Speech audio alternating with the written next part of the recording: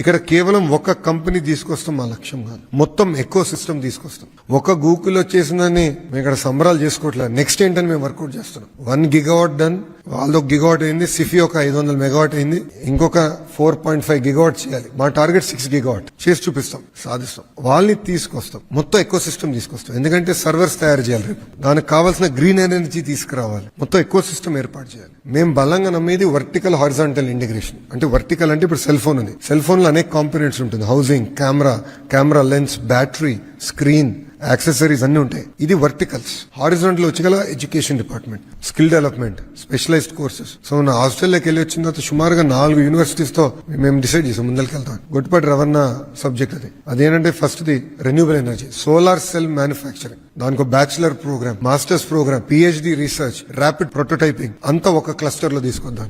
James Cook యూనివర్సిటీతో aqua cluster, అదే అనేక యూనివర్సిటీస్ తో ఇక్కడ క్వాంటమ్ వ్యాలీ, గ్రిఫిట్ లాంటి అద్భుతమైన యూనివర్సిటీస్ తో స్పోర్ట్స్ ఎకోసిస్టమ్.